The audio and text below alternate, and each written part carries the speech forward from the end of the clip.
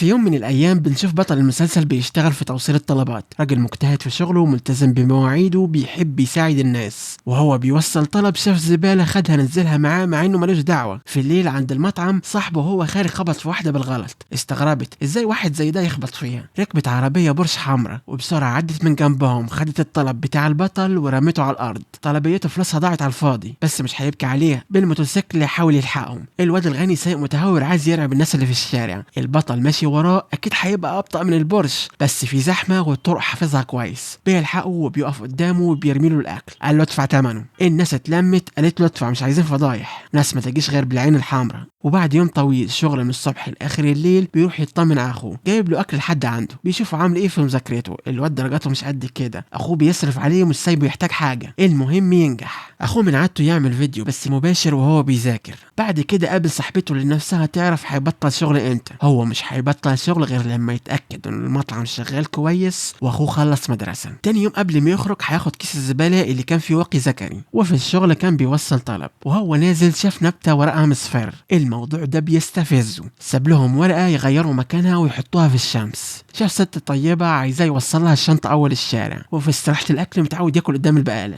بيسمع صوت رنه موبايل مرمي قريب منه ومفيش حد جنبه. بيرد واحده قالت له الموبايل بتاعها يا ريت يوصله، قال لها مش فاضي. ردت عليه هديك 300,000 وبعتت اللوكيشن. وصل حته مقطوعه ما فيهاش حد خالص، كلمته مش عايزه حد غريب يطلع لها البيت، وحتى الموبايل في تليفون الطوارئ اللي جوه النفق. بيسمع كلامها حطه وخد الفلوس. وهو خارج عربيه نقل اشتغلت فجاه وعدت من جنبه، مع انه من شويه ما كانش فيه حد. في يوم اجازته قاعد مرتاح في بيته بيصور الورد، الشرطه كسرت الباب، هيعرف انه مشتبه به في قضيه قتل واغتصاب. عند الاسم الصحافة بتسأله مش كفاية خلصت عليها، شوهتها ليه؟ في نشرة الأخبار تم القبض على قاتل البنت العشرينية، خلص عليها وقطعها حتت.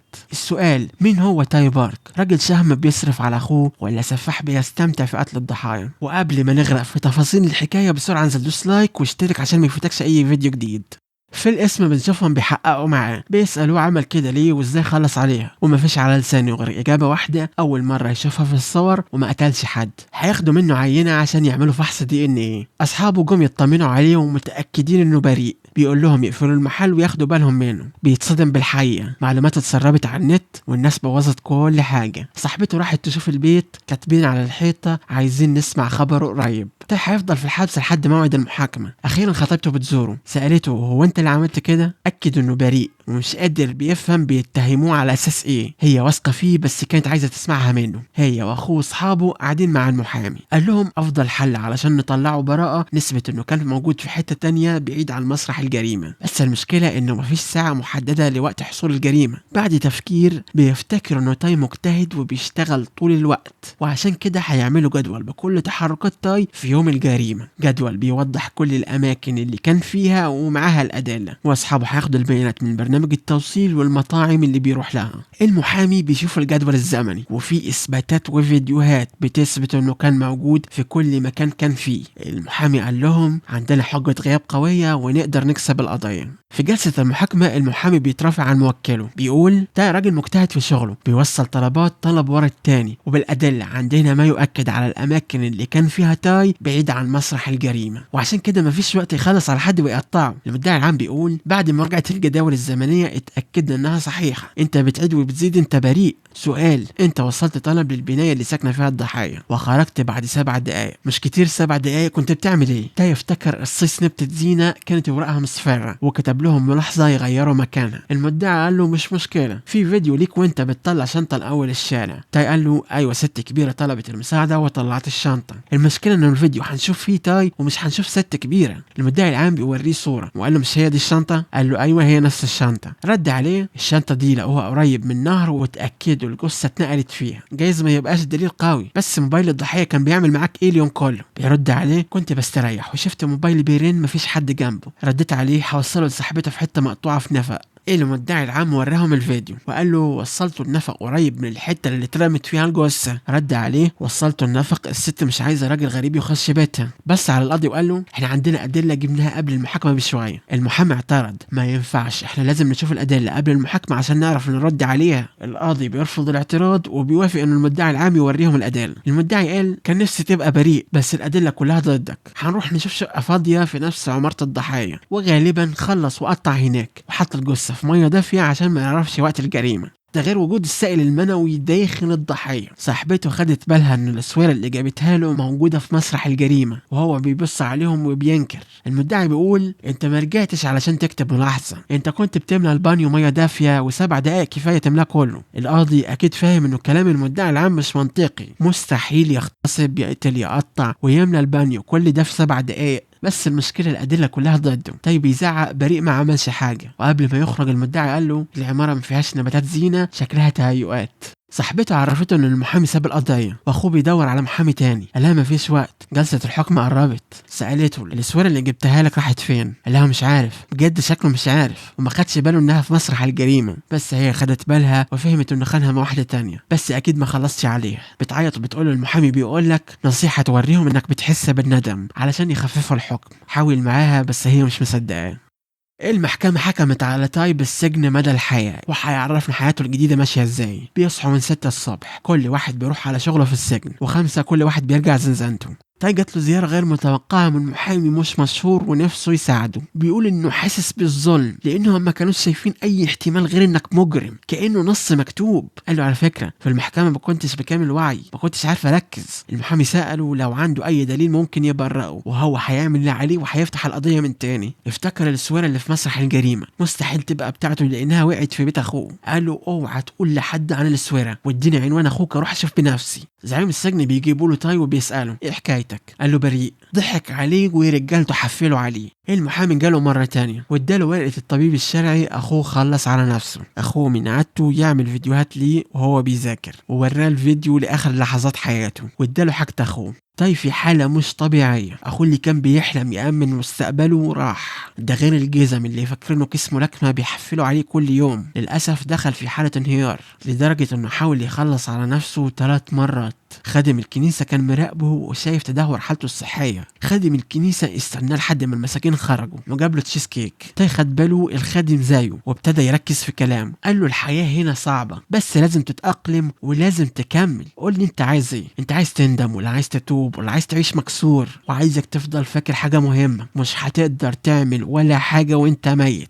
عايزك تعمل كل حاجة ندمت عليها. دراسة ما كملتهاش كملها في السجن. عايز تبقى قوي اتمرن في السجن. طيب يسمع الكلام وبيعملوا جدول يومي وهيعمل مزرعة صغيرة في السجن. ولو انه لسه بيتحفل عليه بس لسه مكمل في التمرين. ده غير انه اتعلم حاجات كتير. اتعلم كهرباء، ميكانيكا، حداد، نجار. وصل لمرحلة انه جمع شهادات مهنية كتير، والاهم من ده كله محافظ على التمرين وبيتحرك بسرعة اللي يشوفه يقول عليه ملاكم.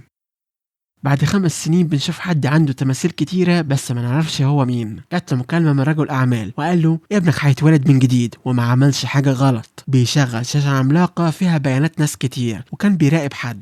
نرجع للسجن. خادم الكنيسة نوكسك جاب له أكل وهيعرفه إن النهاردة آخر يوم ليه في السجن، وهيخرج يشتغل في محل تصليح أدوات منزلية بتاع أبوه وعايزه يستلم مطرحه ويبقى خادم الكنيسة. وخرج معاه يودعه. الراجل ده ساعده في أصعب مراحل حياته.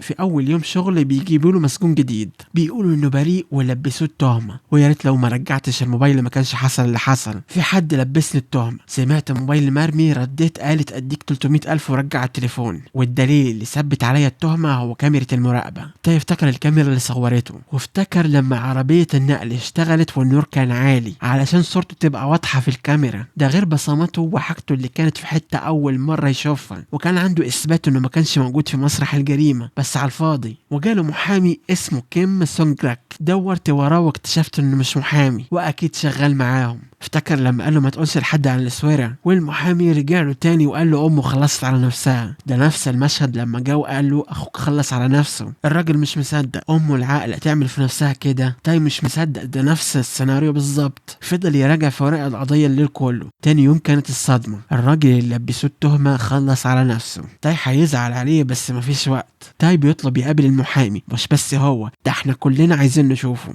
المحامي بيقول سمعت عندك دليل جديد قول لي عليه بسرعه، وبيشغل تسجيل صوت. قال له انت معرفتش المسجون الجديد اللي انت المحامي بتاعه وخلص على نفسه؟ رد عليه للاسف حاولت اساعده. طيب يساله انت لما تشوفني بتشوف واحد مجرم ولا واحد بريء؟ المحامي بيطفي التسجيل. سأله انت قلت لي في وشه امه خلصت على نفسها؟ المحامي بيظهر الوش التاني. قال له بتضحك عليا ما عندكش دليل؟ كمل كلامه انت كمان قلت له انت جيت متأخر وملحقتهاش. المحامي اتقهر لانه بيخدعه وسأله اخوه ما خلصش على نفسه مين اللي قتله؟ هجم عليه الشرطة بتبعده. قال لهم سيبوه لسه ما خلصتش. بس عليه وقال له انت لسه فاكر نفسك مظلوم بعد السنين دي كلها؟ خليك زي زملائك بيفتخروا بالاجرام. وعلى فكرة في حد حط لك الموبايل واتاكد ان الصورة كانت واضحة، وعشان الادلة تختفي في حد خلص على اخوك. اديك عرفت الحقيقة. ايه اللي هيحصل؟ سأله انت اللي خلصت عليه؟ استفز وقال له ايوه هو اللي خلص عليه. بيهدده هيدور على طريقة ويجيب حق اخوه. بيتريق وبيضحك عليه بيقول له ازاي وانت محبوس هنا؟ المحامي خرج وهو خايف وكلم حد وقال له الحاجة اتكسرت ولازم ننظف. كلم القس وعرفه مش هيكمل شغل كخادم للكنيسة. كان قاعد في الكنيسة وخد القرار هيجيب حقه وحق أخوه، وعرف يخرج المسمار. في مزاد على قطعة فنية لفنان اسمه أرليلي. في واحد بيزود كل شوية وباين عليه متوتر. ايه مش عايز تشتري؟ رقمه 39. رجل أعمال رئيس مجلس إدارة شركة كبيرة. في حد في الصالة الخاصة كان بينافسه وبيعلي السعر. استراحة 5 دقايق. رجل الأعمال كلم الراجل اللي في الصالة الخاصة وسأله عايز كام بالظبط؟ هنتعرف على السيد يوهان آن. قال له اعمل لك ايه؟ حياة ابنك غالية، المهم تجيب لي القطعة الفنية، ولو ما جاتش مش هنقذ ابنك. رجع وخلص المزاد على 6 مليار. يوهان بيرجع القصر والقطعة الفنية وسط قبله. بنشوفه في ممر مليان بقطع فنية وأرقام. كلم رجل الأعمال وعرفه الحاجة وصلت، والراجل بتاع توصيل الطلبات اللي اتسجن مكان ابنك خلص على نفسه، والموضوع خلص ومش هتسمع عنه تاني. وخد الواد في أجازة ومش عايزينه يتصدم نفسيا.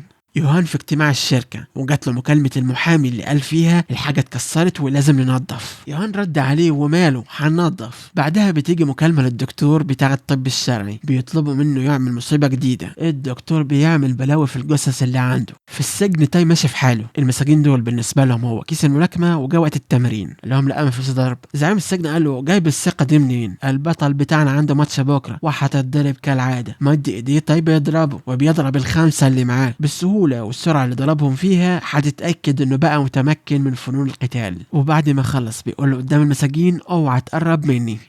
بره السجن هنشوف بنت اسمها انوبي، بنت نوكسيك ومعهاش فلوس، جت قلبت ابوها في قرشين، وقبل ما تمشي فكرته انها مش مسامحاه على اللي عمله. مأمور السجن نده على زعيم السجن عرفه يخف شويه، العين عليهم بعد السجين اللي خلص على نفسه، والسجين اللي اسمه تاي اللي علم عليك ما تقربش منه. هم في حته بيعملوا فيها مراهنات وماتشات ملاكمه. نوكسيك جاي يزوره، طمنه انه بخير وزي الفل وهيهرب من السجن. ساله ده مستحيل، في ابراج حراسه وجبال. قال له مش مهم، هخرج من الباب الرئيسي. تاي بيدرس خطه الهرب، الحراس، الابواب، فتحات التهويه، الكاميرات. في ضابط بيحب الورد. تاي طلب منه طلب يجيب له سفنجه خضراء لزوم الزراعه، وبعد ما مشي هيخبي السفنجه تحت الزرع وهيدخلها جوه. الحارس بيمنعه، قال له زميلك عايزها وسمح له يعدي. هيخبيها في اوضه التنظيف. الحارس بيديله مفاتيح المنطقه بيه، وبسرعه راح خرج السفنجه وطبع المفتاح، وهيخبيه مره تانية وهيخرجه معاه. بيحط لزق ابيض لحد ما ينشف، هيسيبه في الجنينه بره. في لجنه من وزاره الصحه جايه تكشف على المساجين وتديهم حقن، وكان معاهم الدكتور المجرم. اول ما دخل شاف تاي وعرف رقمه. تاي راح الورشه، وهناك المساجين راحوا ياكلوا، وهو فضل يشتغل لوحده على عربيه شرطي، وهيرسم المفتاح على لوح حديد وهيقصه. الشرطي كان هيقفشه، بس هو فهمه ان كان بيقص حديد للعربيه. الشرطي كان مستنيه في الزنازين وقال له انا بعت حد مكانك ياخد الحقن عشان بكره عندك ماتش وخايف يجرى لك حاجه. الدكتور جهز الابره اللي كان فيها سم، بس خد باله ان ده مش نفس العيان اللي شافه. غير الخطه. تاي مش عايز يخش الماتش، وهو عايز يهرب قبل الساعه 4. تاني يوم خدوه للحلبة بالعافيه، ولو استنى هيتاخر ومش هيهرب. دخل الحلبة، ضرب المنافس ووقعه على الارض وسابهم ومشي. بس الشرطي كان مستنيه في الزنازين ومعاه الدكتور اللي مجهز الحقنه. تاي كان بيبص في الساعه، مش فاضل غير نص ساعه. الدكتور مصدق انه شافه واداله الحقنه، وهو خارج بعت لهم رساله فاضل له نص ساعه.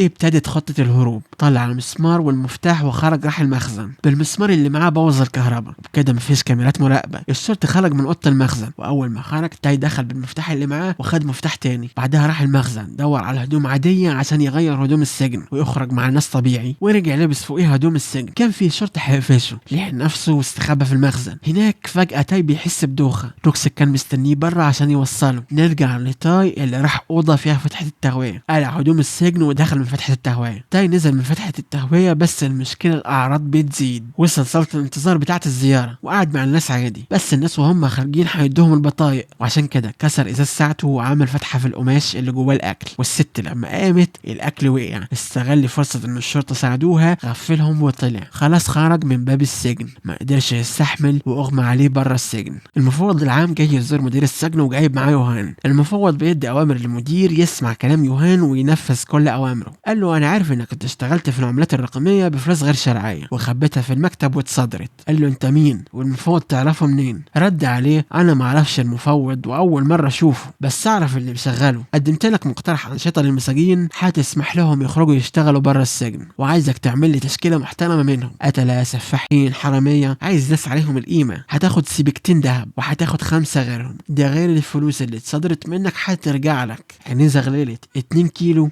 هنروح نشوف الصدمة. تاي بعد ما خرج من السجن هنشوفه جوه عيادة السجن. الدكتور عرفه انت كان زمانك رحت فيها، بس نوكسيك هو اللي انقذك. احنا لقينا كمية كبيرة من سم الفئران في دمك، بس انت كنت بتاخد فيتامين كي وهو اللي اخر مفعول السم. انت لازم تشكر اللي جاب لك الفيتامينات دي. الضابط كان بيراجع الكاميرات وعرف هو ازاي هرب. راح له وقال له في ناس بتقول انك حاولت تهرب، بس اللي متأكد منه انك لا يمكن تأذي نفسك. اكيد في حد عايز يخلص عليك. احنا ما كناش نتوقع انه في حد ممكن يخرج من الباب وانت هيتحقق معاك. نوكسيك عايز يطمن عليه. قال له عرفه ان بشكره لانه انقذ حياتي مرة تانية. في الوقت ده مدير السجن بيقول لهم خدوا الفلوس دي ليكم حلال عليكم، المهم تساعدونا نخرج المساجين يشتغلوا بره. وافقوا يساعدوه. في الليل بيفتحوا الزنازين وبالعافيه بياخدوا المساجين وبيحطوهم في عربيه، وفي ناس لابسه اسود في اسود هم اللي خدوهم. تاني يوم الصبح المساجين خرجوا الساحه والدرون في كل حته مراقباهم. يوهان كان واقف فوق بيقول لهم اهلا بكم في ارض الفرس، كل واحد فيكم هيبقى مصيره في ايديه. نرجع بالزمن 5 سنين لورا، نشوف ازاي ومين اللي لبس تاي تهمة القتل. كان في واحد بيكلم ابوه غرقان في الدم، ده غير انه شارب مخدات. بيبص وراه في واحدة خلص عليها، بيقول لابوه خايف ومش عارف يعمل ايه. وهنشوف مؤتمر حكومي للاحتفال بالشركة اللي كسبت مشروع امن سبراني. في 3 رجال اعمال بيقولوا هم مش فاهمين ازاي شركة اسهم خدت مناقصة امن سبراني، وان كان سمعهم وقعد معاهم. قال لهم على فكرة الشركة اللي بتقول عليها هي في الاساس شركة امن بيانات، ومن كتر الفلوس وسعت وبقت استثماريه. رد عليه واحد انت شكلك موظف عندهم بتقبض كويس. رد عليه لا يا شاطر منك ليه، انت فهمت غلط، انا صاحب الشركه وعندي هوايه ابقى نخور ورا الناس، وانتوا جايين هنا تلموا الفتات، وبحب اطمنكم هتاخدوا اللي في النصيب. عن قصدكم بيندهوا عليا صاحب الشركه. في واحد قال شايف نفسه وشاور عليه بصباعه. يوهان وقف على المسرح، بص في ايديه وبص على الراجل.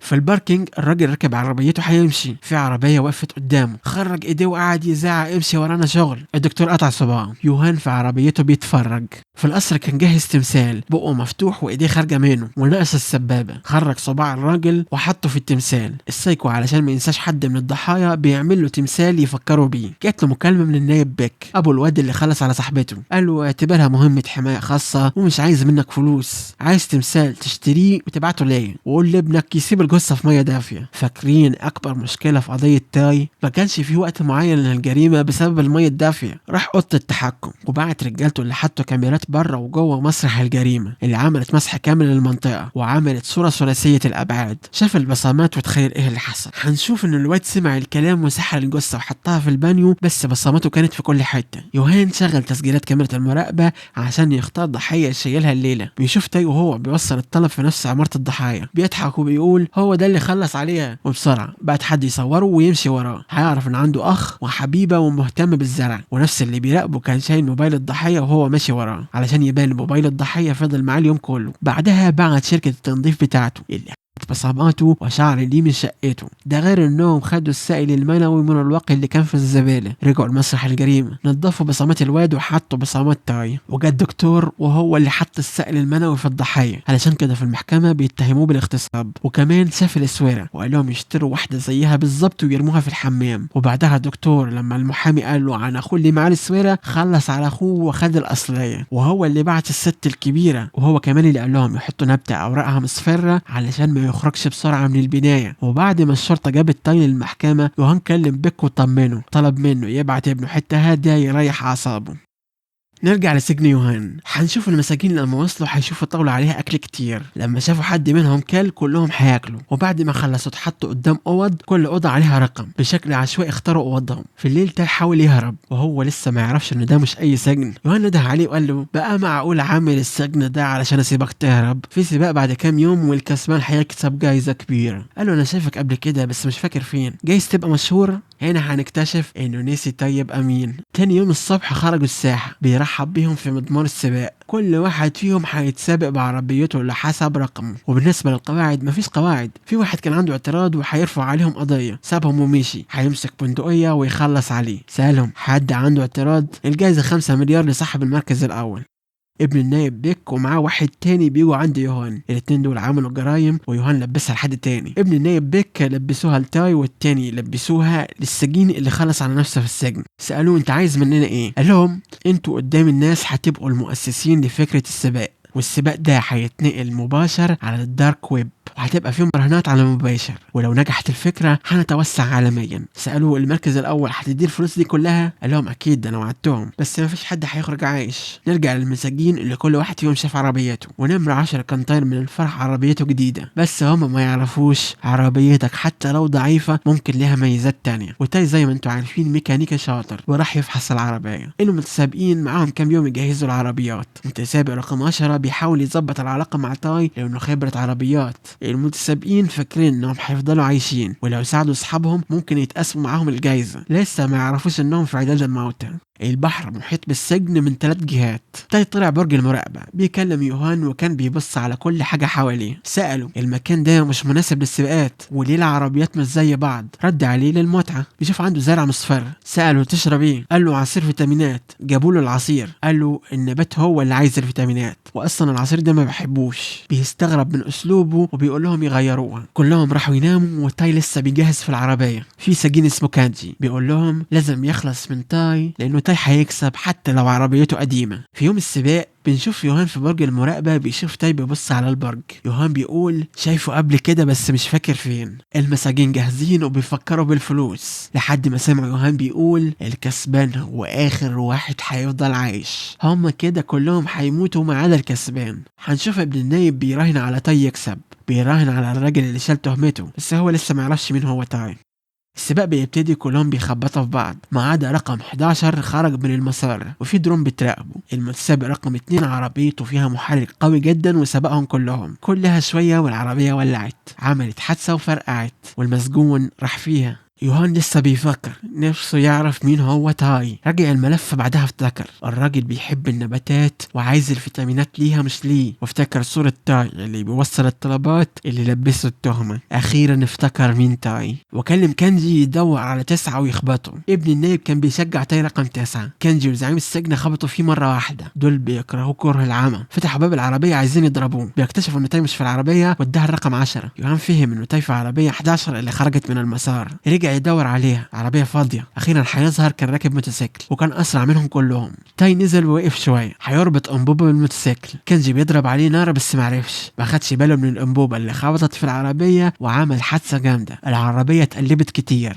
ابن النايب ويوهان كانوا فرحانين، المشروع ده هيبقى مشروع ناجح. يوهان بيكلم المتسابقين بيقول لهم القوانين اتغيرت، اللي هيجيب رقم 9 حي او ميت هو الكسبان، والجايزة مش 5 بقت 10 مليار. تاي هيهرب. زعيم السجن خبط فيه ونزل ضربه وهم بيضربوا بعض العربيات التانية جت وكانت بتخبطهم، نزلوا حاولوا يخلصوا عليه مفيش فايدة، هيضربهم واحد واحد. في الآخر يوهان طفش وبيفتح الطاولة اللي مخبي فيها قناصة، كسر الإزاز وخرج يضرب نار على تاي. حاول أكتر من مرة بس معرفش، ما كانش عارف يجيبه، وبيقول له أكيد دلوقتي خايف وبيضحك عليه. طيب بعد محاولات كتيرة عرف يركب الموتوسيكل. يوهان أكيد مش هيعرف يجيبه وطلب من الحرس يمسكوه. تاي وصل ووقف قدام طريق بس فيه عربيتين قافلة الشارع. يوهان هيفهم في اللحظة دي تاي لما طلب يقابله علشان يعرف المخرج منين. تاي خبط الأنبوبة اللي طلعت زي الصاروخ في العربيات وفرقعت بيها. الطريق سلك قدام تاي اللي كان عارف من الأول خالص الطلعة دي عايز لها موتوسيكل سريع مش عربية. بعد كام ساعة تاي خرج من البحر، كان بيسبح بيبعد على قد ما يقدر عن المصنع، وشاف له هدوم لبسها، وهنشوفه بيمشي بين الناس لأول مرة من 5 سنين. رايح عند صاحبه نوكسك، ما صدق شافه واترمى عنده. الراجل ما قصرش معاه في حاجة، خد باله منه لحد ما بقى أحسن. يوهان كان مقهور، بقى معقولة لسه عايش وهرب؟ عرف مدير السجن انه الخبر محدش هينشره، بس المدير خايف يحققه معاه. قال له ما تخافش، المساجين كانوا بيشتغلوا بره السجن، حصل تسريب غاز وراحوا فيها. بيضحك وبيسأل ازاي جت على باله يهرب بالطريقة دي؟ ده كمان ولع بالملعب بتاعي، هدور عليه واجيبه، وما تقولش للشرطة مش عايزهم يدوروا عليه، اجمد واعمل اللي بقولك عليه. نوكسك هيفضل واقف جنبه، واي مخططات في دماغه يعملها وهو هنا، ولو الشرطة حققت معاه هيقول لهم هددني، وجاب له موبايل هدية. اول حاجة هيعملها هيزور رماد امه واخوه، هيدور على المحامي سونجراك كيم. المهم عرف مكتبه فين وراح له، استنى لحد ما دخل البناية. المحامي بيحس في حد بيمشي وراه، بيمشي اسرع عشان يتاكد لو بيمشي وراه ولا لا، بيبعد عنه بس لسه وراه. كلم حد وقال له يجي يساعده. طيب يجري، المحامي اتخض،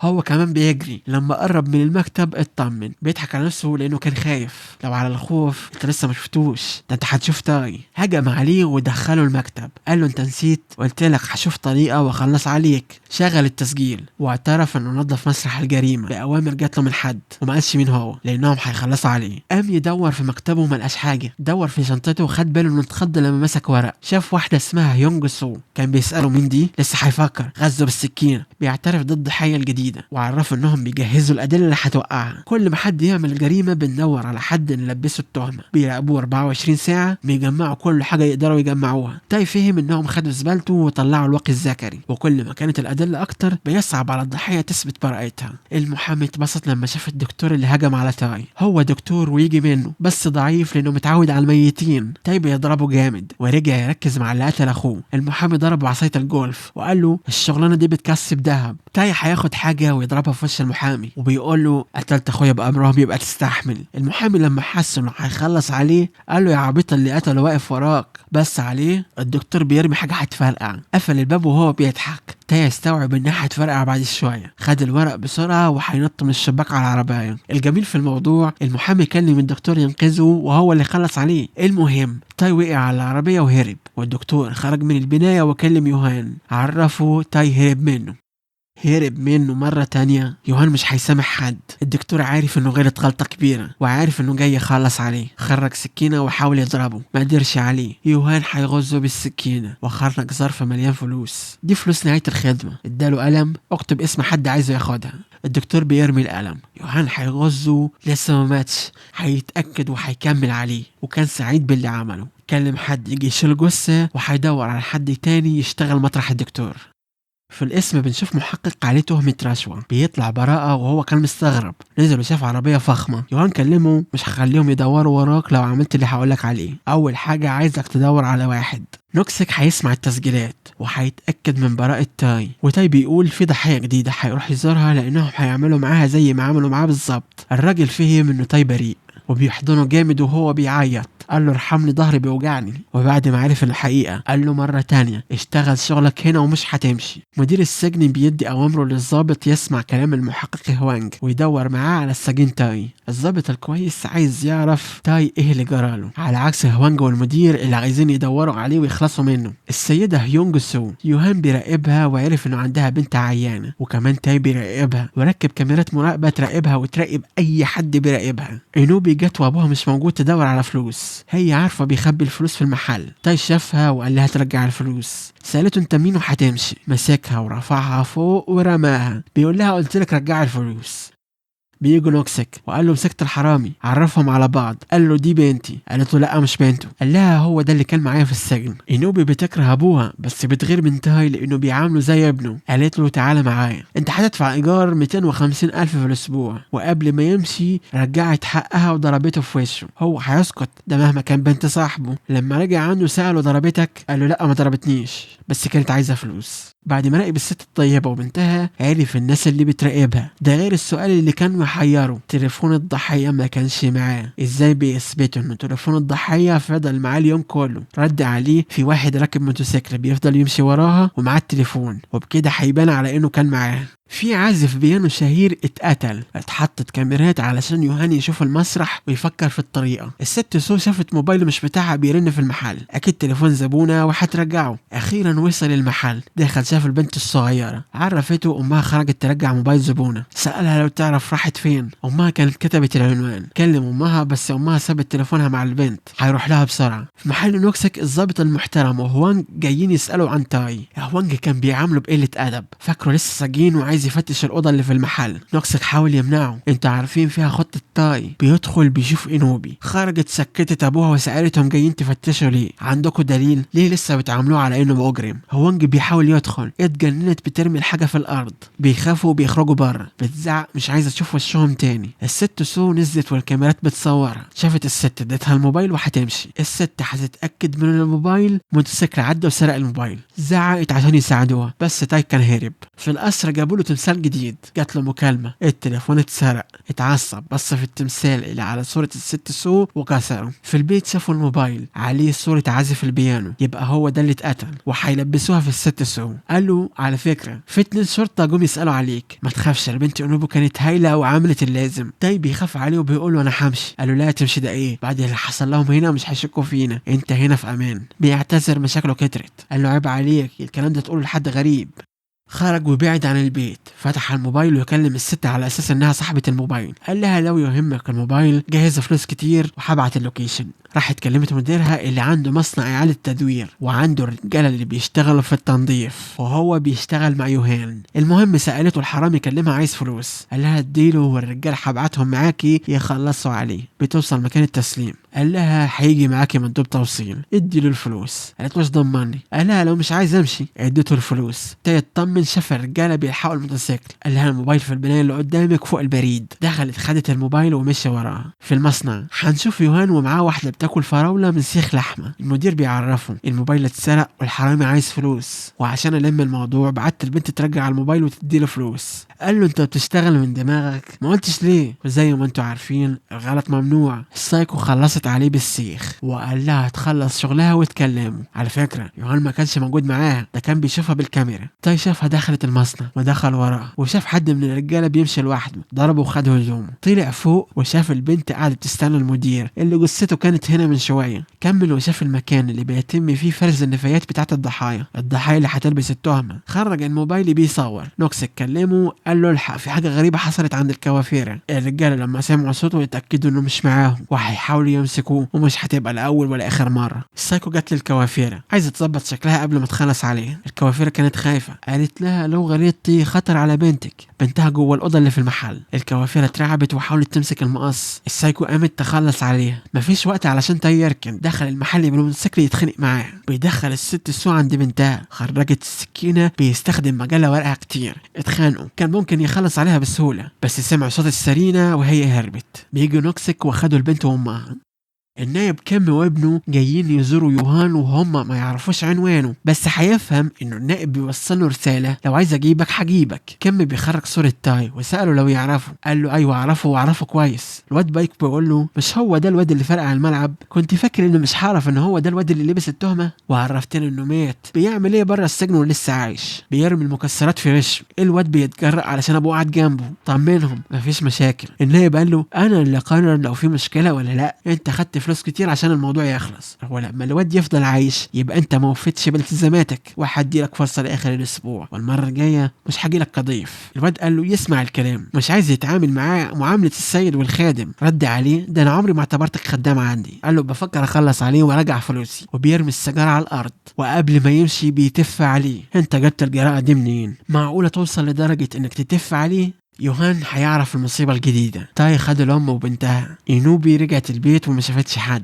دخلت الأوضة وشافت الصور، افتكرت إنه تاي سايكو. شوية بيجي تاي وأبوها ومعاهم الست وبنتها اللي في الصور، وكانوا خايفين. إينوبي مش فاهمة لو ده راجل سايكو ولا راجل طيب. المهم هيفهموا الست ايه الحكاية ولازم تسيب المنطقة وتروح عند حد يقرب لها. الست مقطوعة من شجرة وما عندهاش حد. جت على بالهم فكرة تقعد عند إينوبي. خدتهم البيت وزمنتها ما عندهاش أي مشكلة. سألته عايزة تعرف ايه حكايته. تاي مش عايزة تتكلم. قالت له مش هتتكلم هطردهم. هيقول لها ايه الحكايه. رجعت البيت وفضلت تفكر بحكايته. في العربيه بنته كلمته وبتقول له سجل نمرتها لو في حاجه. طيب يساله انت اتوترت ليه وانت بتكلمها؟ ده انا خايف تكلمك مره تانية تتجلط. قال له ده انا طاير من الفرح. عرف بنته ساكنه فين وكمان خد نمرتها. بيشوفوا الاخبار. عازف البيانو اللي كان معاهم الموبايل بتاعه طلع خبر وفاته. الجديد في الموضوع المشتبه به عنده مطعم وخلص على نفسه. يبقى يوهان كان عنده ضحيه تانية ومش هيستناها تخش السجن. هيخلص عليه ويقفل الموضوع نهائيا. هنشوف بيكلم حد بيطمنه. الموضوع خلص وطلع الواد اجازة يرتاح نفسيا.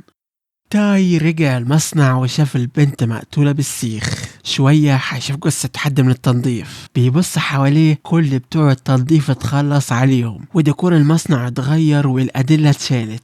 الخدامة بتقول ليوهان انت عديت بمشاكل كتير. قال لها خلاص من هنا ورايح الضحية هتتكل بسرعة. تاي يدوب بيستوعب الصدمة. في حاجة بتمشي. دماغ الدكتور وقعت من فوق وشاف صور للست وبنتها والواد بايك وشوية فلوس متلطخة بيرميها وبيزعق. البروجيكتور اشتغل. مكتوب هديك هدية. المجرم الحقيقي هو الواد بايك واداله اسم حسابه في الانستجرام. حساب بايك في الانستجرام كان خاص. هكر الجهاز بتاعه وعمله حساب عام. تاي بيسافر بوسان بعد ما عرف ان بايك عامل حفلة هناك. الضابط الطيب جات له مكالمة من يوهان. عايز تعرف المجرم الحقيقي؟ خزنة 102 الرقم السري 2802. هنتعرف على ديلر كبير بيجي صاحبه بايك. هما الاتنين شراكة في نادي بيقدم المخدات. الديلر لو عليه نص يخلص عليه بس مستحمله علشان فلوسه. المشروع شبه كامل بس بايك ما معاش فلوس يديها لصاحبه. نوكسك وبنته خايفين على تاي بس هيعرفوا انه في بوسان. هوانج كان شاكك في نوكسك علشان كده عارف انه عنده شريحتين، واحده ليه وواحده لتاي. يوهان في الذكرى السنويه لامه وابوه اللي ماتوا في حادثه. بيجي دكتور نفسي من عيله مراته. ساله لو لسه بتفكر في الحادثه او بتحس باي اعراض لما تفتكر الحادثه. طمنه انه بخير. وهو خارج خالته بتكلمه بتعرفه انه الورث لازم يتوزع علشان ما حدش يفتكر انه الورث ليه هو بس. هي تصاده هو بالكلام ده. قال لها مش مشكله اعملي اللي تشوفيه. بعد ما مشيت جت عربيه وكانت الخدامه مستنياه فيها. بيقول للخدامه زي كل سنه الكبار في عيلتهم نفسهم يشوفوه بينهار علشان ياخدوا الشركه.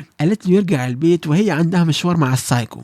الاتنين بيزوروا خالة يوهان. هيخلصوا على شوية من قرايبهم. السايكو بتدي السكينة للخدامة العامية وسابت لها الخالة. الخالة بتقول أكبر غلطة إني ما رفتكيش من زمان. سألتها لو يوهان يعرف إنك أمه. قالت لها يوهان هو اللي وصل الشركة للي هي فيه. وأي كلام عن تقسيم الشركة وتوزيع الورث دي تعتبر حركة دنيئة. الواد كان بيخاف إنها تسيبه وتمشي من تعذيبهم ليها. علشان كده حط حاجة في عينيها عمتها بس هي مسامحاه. عمل كده من حبه ليها. الخالة غلطت فيها وقالت عارفة انها عايزة تتحكم بيوهان العمر كله. الخدامة بيتخلص عليها. بايك عامل حفلة في اليخت. تاي استنى شوية وبيخش وراهم الحفلة. راح يكلم بايك. سجل صوته وهو بيقول بعد ما اتسجنت كملت حياة السهر بس مش اكتر وانه مش فاكر البنت اللي خلص عليها. صاحبه بيتدخل ومعاه رجالته. تاي ضربهم ما عدا الديلر اللي ضربه اغمى عليه. بايك يكلم يوهان وعرفه ان تاي معاه. رجع الفلوس ليا مش لابويا علشان ما اجيش اخدها منك. في القصر الخدامة طمنته. خالته وقرايبه راحوا في الحريق ومفيش اي دليل. في حفلة بايك بنشوف حاجة غريبة. الديلر ما بيشربش الهباب اللي بيبيعه. نوكسك وبنته جايين يدوروا على تاي. هوانج جاي وجايب الشرطة معاه وهيفتشوا في كل حتة. بالصدفة نوكسك شاف يخت عليه حراسة. شاف الحارس بيبعد بيدخل اليخت وبينقذ تاي. الواحد بطل يعد جمايل عم نوكسك. هيهربوا يستخبوا عند واحدة من معارفها. بايكي كان جاي يخلص عليه مش هيلاقيه وطلع يدور. الضابط راح شاف الخزنة اللي في المحطة وشاف صورة بايك وشوية ورق. تاني يوم هتخرج تشوف ابوها وهي خارجة صاحبتها سألتها ايه حكايته. عرفتها مسجون وهرب. قالت لها تقصدي هرب من قلبك؟ بك. البنت اخيرا ابتدت تفكر تدي لابوها فرصه. بايك بيعزم صحابه على الجولف وتاي اكيد جاي. ام الواد بايك في المطعم بتستنى جوزها في الذكرى السنويه. بيجي يوهان بيسلم عليها وبيقول لها جوزها وابنها كانوا عنده الاسبوع اللي فات. بيجي جوزها وهي استأذنت راحت الحمام. يوهان وصل له رساله هو كمان يقدر يعرف مكانه. قال له على فكره تاي هرب وبيدور على ابنك، ولو عايز مساعده مني ممكن اساعدك. رد عليه ده انا ممكن اخلص الموضوع ده لوحدي، بس اديته للي زيك اللي شغلانتهم ينضفوا زبالتي وهدده اوعى تتحداني.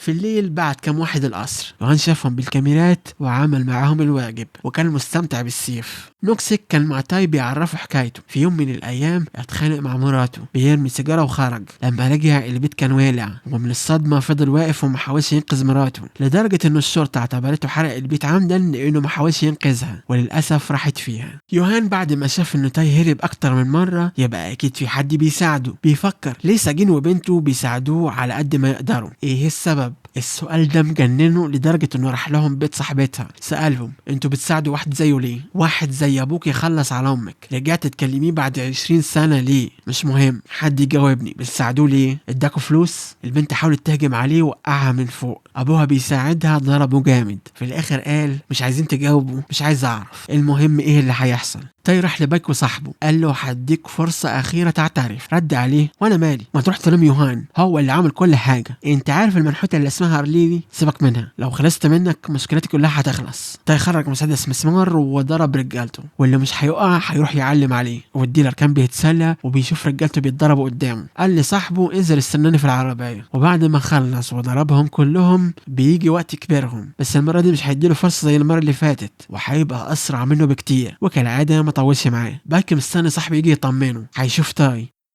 بس كان مشغل العربية وطلع بسرعة. هيقوم يركب الموتوسيكل ووراهم الديلر ورجالته. تاي بيمشي ورا عربيته المزارات الصفرة السريعة. كويس كان في زحمة. تاي حاول يقرب منه، شاف عربية الديلر قربت وبتضرب نار، بس هيستغل انه اسرع منهم ويسيبهم ويرجع يمشي ورا العربية. بس المشكلة عربيته سريعة وتاي هيفهم الموتوسيكل ملوش لازمة. بيهدي السرعة وبيمشي وراهم وبيرمي نفسه جوه العربية من الشباك اللي ورا. 2 هجموا عليه وضربوه. واحد خرج مسدس حاول يخلص عليه. تاي يبعده جت في دماغ الديلر وراح فيها. خلص من الاتنين اللي ورا وطلع على السواق بيرميه من العربية. تاي هيجي جنبه وبايك هيحاول يضربه بالنار، وتاي كان بيحاول يرد عليه. شاف الحكاية هتطول بيخبطه من الجنب والعربية راحت يمين. خبطها من الجنب وبيزقها قدام، وفي مفاجأة غير متوقعة عربية نقل طلعت من مسارها ونورها عالي هتخبط في بايك اللي مش عارف يحرك العربية، وخبط فيه بسرعة. تاي اتحرك بسرعة وبعد عنهم وعمل حادثة. نزل من العربية راح يشوف بايك،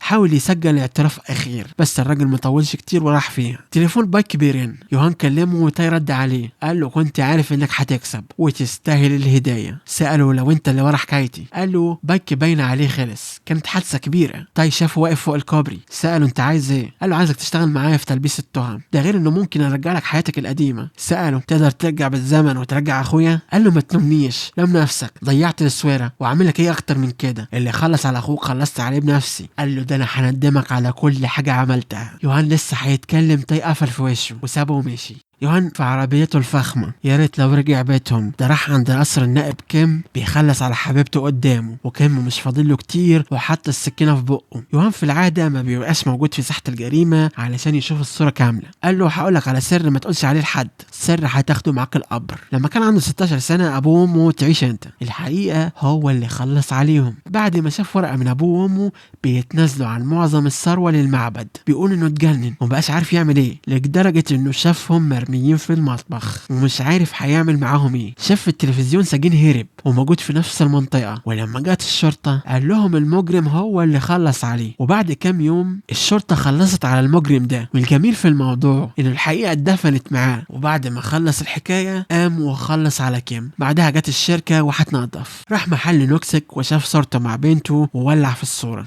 نوكسيك وبنته خلصوا وراجعين. الشرطة قفلت عليهم. وانج هيمسك على نوكسيك بتهمة قتل النايب كيم، وعند الاسم الصحافة كالعادة مستنياه. تاي بيسمع الخبر. اخيرا بيمسكوا قاتل النايب كيم بعد ما اتسجن 20 سنة بسبب قتله لمراته. تاي راح المحل وشاف الناس بوظته وكسرت الحاجة. جت انوبي وهي بتعيط بتمسح الكلام الوحش اللي مكتوب على ابوها. خدها على جنبه وقال لها انت عارف انه ملوش دعوة. خوف ابوها يرجع السجن تاني. قال لها اللي حصل كان بسبب وهيحل المشكلة. السايكو يوهان عمل تمثال على نفس شكل إينوبي، هيبقى التمثال رقم 100 في مسيرته. وأفكركم كل تمثال من التماثيل بيمثل ضحايا. الخدامة كان عندها فكرة، التمثال لما ينزل في المزاد يعمل معرض هتبقى فيه القطع كلها علشان الناس تتعرف على أهم فنان. تاي كلمه، نوكسك ملوش دعوة، قال له ده كل اللي هو فيه بسببك وانت اختار. تاي راح النفق وكلمه وهو قدام تليفون الطوارئ، قال له عندك خيارين، تاخد السكينة اللي اتقتل بيها النائب وتسلم نفسك وترجع السجن، او شيك على بياض تحط الرقم اللي انت عايزه وهتشتغل معايا. سأله انت ليه بتوقع الناس؟ قال له بالصدفة بيبقوا موجودين في المكان اللي انا عايزه، وعلى فكرة صاحبك اللي في السجن هيجرى له حاجة. قال له خلاص كسبت، سيبه في حاله. ضحك وقال له ده انا كسبان من زمان. ينوبي جت تزوره وتطمن عليه، قال لها لو حد سألك ما تقوليش حاجة، وفي شوية فلوس في درج المكتب خديها. هي كانت خايفة بالكلام ده انها مش هتشوفه تاني. الضابط بيسمع في الاخبار نوكسك اعترف على نفسه، وراح لهوانج وقال له انت عارف اعترف علشان بنته. قال له ما سمعتوش، اعترف بنفسه. ما تنساش انت مين، انت بتشتغل في السجن وسيب المحقق يشتغل. قدام الاسم بنشوف تاي معاه سكينة وبيقول هو اللي خلص عليه. خدوه هيحققوا معاه. نوكسك خرجوه وهو خارج شاف تاي وهم واخدينه. رجع البيت شاف بنته، قالت له بتعترف ليه؟ عايز تسيبها وحيدة مرة تانية؟ اتأسف مش هيسيبها مرة تانية. يوهان بيزور تاي في الاسم، مش قلت لك الراجل هيخلص النهارده والموضوع هيتقفل؟ سلمت نفسك ليه؟ بيتعصب وبيكمل ليه ما حدش عايز اجاوب على سؤالي. قال له انت بتسأل سؤال غلط عشان كده ما حدش بيجاوب.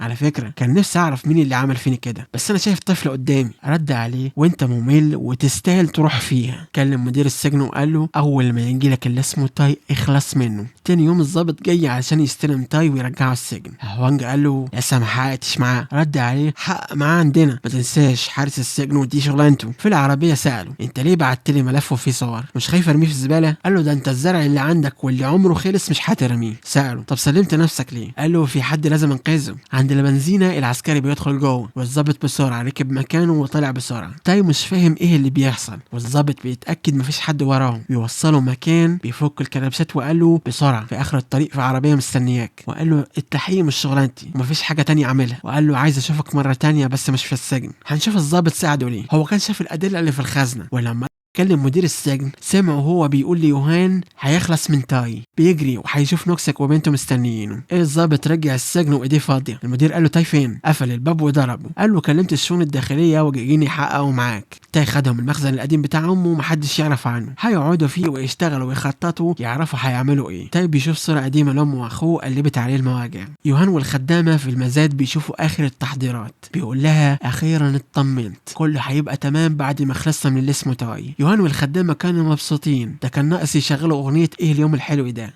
بعدها مدير السجن كلمه. تاي خلص على نفسه، هو مش مصدق معقول حد زي تاي يعمل في نفسه كده. يوهان هيفهم من طريقة كلام مدير السجن انه واقع في مصيبة وفي حد بيقول له يقول الكلام ده. لما قفل هنشوف ان المدير قال الكلام ده لانه الضابط كان قاعد وراه. المدير كان بيحاول معاه عندي 2 كيلو دهب تاخد كيلو. نرجع ليوهان اللي بيقول للخدامة تظبط البيت وتنضفه كويس، في ضيف مهم جاي لهم. هنشوف تمثال لتاي متربط بسلك حديد. نوكسك وبنته بيجمعوا صور التماثيل بتاعت أرليلي. الجرائم بتحصل قبل المزاد أو بعده بكم يوم، والناس كانت بتقبض عليهم. بعدها بكم يوم التماثيل دي بتتباع مقابل خدمات يوهان بالتستر على الجريمة. وتاي شاف التمثال اللي شبهه في السجن موظفين من وزارة العدل. الضابط كان فاكر انهم جايين ياخدوا المدير، بس ياخدوه هو، عليه بلاغات بالرشوة. المدير بيقول له قلت لك خد دهب.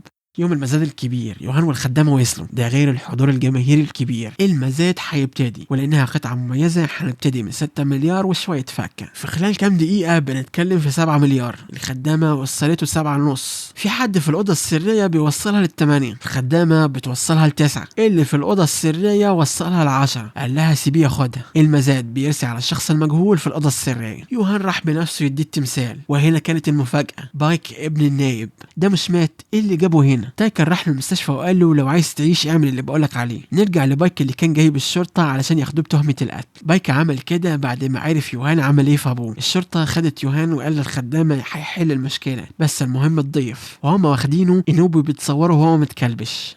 تاي كان عارف انه يوهان هيتقبض عليه وعارف انه مش هيطول، حبايبه كتير، بس خطته يستغل فرصة غيابه وياخد الأدلة اللي معاه. في الاسم بيحققوا مع بايك، اداهم الأدلة اللي خدها من تاي، وبرضه هو كمان اعترف. بيفكروه هو كمان هيقع، قال لهم مش مشكلة المهم يوهان يتسجن. الخدامة جابت شركة الشحن اللي هتاخد التماثيل ترجعها القصر، وقالت للسايكو تروح عند يوهان. عربية الشحن في السكة عربية عطلت قدامهم، نزل منها اصحاب تاي. بجد هم دول الصحاب بعد السنين دي كلها لسه واقفين جنبه. عربية شحن ونفس الشكل فيها تاي، هيخش معاهم كأنه منهم. بنشوف يوهان في الاسم اتحط في الزنزانة، بيقول للراجل اللي معاه مش هيطول كتير، وهي شوية عربيات نزل منها بلطجية ضربوا وخلصوا على أي حد قدامهم. المحقق هوانج نزل عند يوهان بيقول له قول لهم إني معاك، بيخلص عليه زعيم السجن. خرج يوهان وقال له الحكاية هتبان على إنها عصابة زالوا على أصحابهم، دخلوا عملوا كده وخرجت جاري. في قصر يوهان بيرجعوا التماثيل، وتاي كان دخل معاهم وحط التمثال. في المستشفى بنشوف بايك بيختنق، وفي نفس الوقت السايكو عند نوكسك وخرجت سكينة. يوهان هو اللي كان بيخنق في بايك واتأكد انه خلص عليه، كان سعيد. اخيرا الواد حصل ابوه. يوهان كان مهم عنده انه ينتقم منه لانه اعترف على نفسه وعليه. السايكو قربت تخلص عن نوكسك وهتصوره لحد ما جت انوبي هجمت عليه، بس معرفتش تعمل حاجة. ابوها بيقول لها تهرب، هي خرجت والسايكو لحقتها خبطتها بالموتوسيكل، راحت شافت ابوها وكلمت الاسعاف. يوهان كلم تاي وقال له ايه رأيك تيجي البيت ونحل المشكلة؟ قال له ما انا عندك في البيت. دخل اوضه التحكم وخد الهارد ديسك واشتغل نظام الحمايه ولحق يخرج بسرعه. خرج من القصر شاف زعيم السجن قدامه، قال له انت جوه؟ فاكر هتيجي من بره. زعيم السجن جاي المره دي يخلص عليه، والمره دي جايب رجاله كتير. تاي معاه مسدس وهيضربهم بيه، وبيدخل القصر عند التماثيل، ولما خلص منهم كلهم فضل له زعيم السجن وكالعاده بيعلم عليه. يوهان وصل وكان زعلان على التماثيل اللي اتكسرت، بيضرب عليه اسهم. تاي قال له بكره هتتفضح. خد السيف بتاعه وقال له المعلومات اللي انت عايزها جوه الفلاشه، والهارد اللي انت خدته لو حاولت تفتحه البيانات هتتدمر تلقائيا. على فكره كنت عارف انك جاي وقلت لهم من الاول يسيبوك تدخل القصر. هنا هنفهم ان الضيف اللي كان بيقول عليه هو تاي. تاي بيقوم وهيواجهه، بيشوف انوبي والسايكو وراه هتخلص عليها لو ما نزلش السكينه. قال له جات لي فكره احسن، خلص على زعيم السجن وسابها. تاي نزل السكينه. يوهان زهق من طيبه تاي وخلص على زعيم السجن، وبعدها ضرب تاي في رجله. التمثال 100 هي انوبي، هخلص عليك وتلبسها هي. تاي خد السكينه وحاول يهجم على السايكو، وبعد المحاولات تاي عرف يخلص من السايكو. بعدها ركز مع يوهان، كملوا ضرب في غرفه التحكم. السيف وقع من يوهان وتاي بيضربه، قام وهياخد السيف. يوهان بيسأله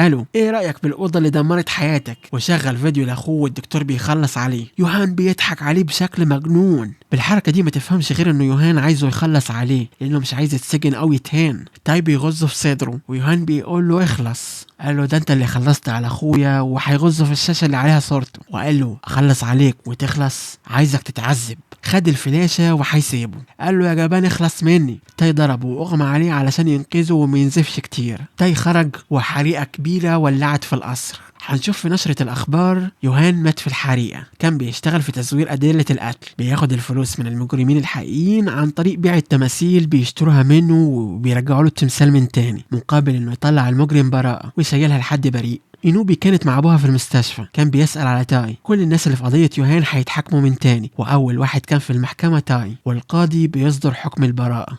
بعد 6 شهور رجع بيته ورجع يشتغل مع صحابه علشان افتتاح المقهى قرب، وإنوبي كانت بتساعده. الضابط جاي يزوره وجايب له هدية. افتتاح المقهى كان حلم قديم بس أخيرا بقى حقيقة. في المشهد الأخير بنشوف شاشة عرض عملاقة، وفي شخص بيراجع أهم اللحظات في حياة يوهان.